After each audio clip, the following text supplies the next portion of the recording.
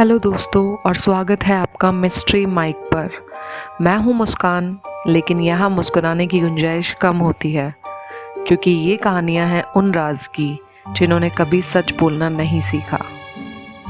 तो दरवाज़ा बंद कीजिए, लाइट हल्का सा डिम कीजिए और तैयार हो जाइए एक ऐसी कहानी के लिए जो आपको रात भर सोने नहीं देगी। तो चलिए शुरू करते हैं।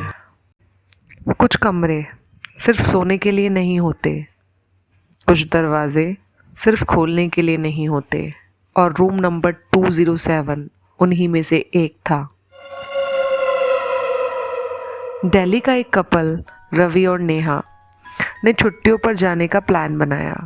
कई सालों की दोस्ती और फिर प्यार, दोनों ने शादी करने का फैसला किया और शादी से पहले चाहते थे कुछ वक्त एक साथ बिताएं एक हिल स्टेशन में। काफ़ी सर्च और रिसर्च के बाद दोनों ने कसौली जाने का प्लान बनाया, जो कि दिल्ली से 300 किलोमीटर दूर एक बहुत ही खूबसूरत जगह थी। एक ठंडी खामोश सी जगह जहां धुंध दिन भर चिपकी रहती है। रवि और नेहा ने अपना सफ़र दोपहर से शुरू किया था। अपनी मंजिल तक पहुंचते हुए उन्हें रात हो गई। 8 से 10 घंटे तक लगातार सफ़र करके दोनों बहुत थक गए थे। काफ़ी रात होने की वजह से उन्हें समझ नहीं आ रहा था कि कहाँ जाएं। तभी उन्हें एक पुराना सा होटल मिला। रिसेप्शन पे एक अजीब सा बुजुर्ग बैठा था। रवि बोला, एक रूम चाहिए। बुजुर्ग ने सिर्फ इतना कहा, 207 मत लेना, वो ठीक नहीं है। रवि हंस पड़ा, क्या भूत प्रेत है क्या? बुजुर्ग चुप रहा, आंखों में डर था। नेहा को कुछ अजीब सा लगा। नेहा ने रवि को कुछ बात करने का इशारा किया।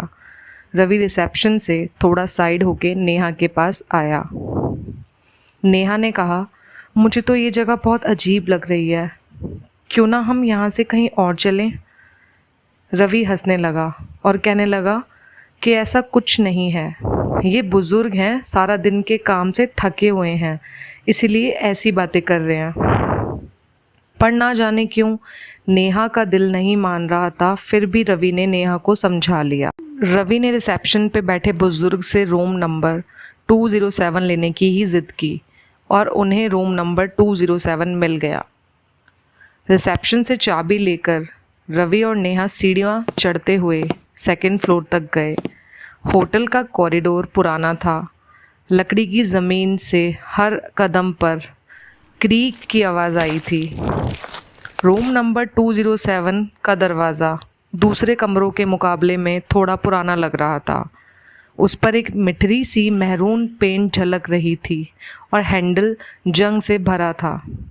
रवि ने चाबी घुमाई, दरवाज़ा कर कर की आवाज़ के साथ खुला और दोनों अंदर गए।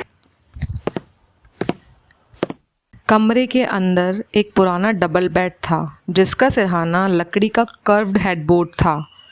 उस पर कुछ अजीब डिज़ाइन बने हुए थे, जैसे किसी ने नाखुश चेहरा बनाने की कोशिश की हो। पर्दे भारी मरून रंग के थे, लेकिन उन पर कुछ फेंट हैंडप्रिंट्स जैसे दिख रहे थे। पहले ध्यान नहीं गया, लेकिन नेहा ने बोला, ये धब्बा सा क्या है? कमरे में एक बड़ा मिरर था जो थोड़ा टेढ़ा लग रहा था, जैसे कोई उससे देखकर पलट गया हो। एक पुरानी वॉल क्लॉक दीवार पर थी, लेकिन उसकी सुइयां 3:15 पर रुकी हुई थी। और सबसे अजीब बात, उस क्लॉक से हल्की हल्की टिक टिक की आवाज़ आ रही थी, लेकिन सुई हिल भी नहीं रही थी। कमरा ठंडा था, लेकिन एसी बंद था। हवा में एक पुराना परफ्यूम या जलती लकड़ी की सी बू थी और एक फेंट सा विस्पर, जैसे कोई चीख छुपाने की कोशिश कर रहा हो। नेहा ने धीरे से कहा, रवि, मुझे यहाँ अजीब लग रहा है। रवि हंसा, अरे रिलैक्स, सिर्फ होटल थोड़ा ओल्ड फैशन्ड है। लेकिन तभी मिरर में कुछ हिलता हुआ सा दिखाई दिया। रवि ने पलट के देखा, अंदर कोई नहीं था। रवि ने गहरी सांस ली और सोचा कि ये सब सफ़र की वजह से हो रहा है। रूम में सेटल होने के बाद रवि ने फ़ोन उठाया और रिसेप्शन को कॉल किया। 2 कॉफ़ी और डिनर भेज दीजिए रूम नंबर 207 में। रिसेप्शनिस्ट ने 1 सेकंड की खामोशी के बाद कहा, सर आप 207 में हो? रवि ने हाँ में जवाब दिया। ठीक है, भेज देते हैं। नेहा ने पूछा, क्या हुआ? वो अजीब सा रिएक्ट कर रहा था। रवि ने हंसी में टाल दिया, छोड़ो यार, ड्रामा कर रहा है। 15 मिनट बीत गए, फिर 30 मिनट। दरवाज़ा नॉक हुआ।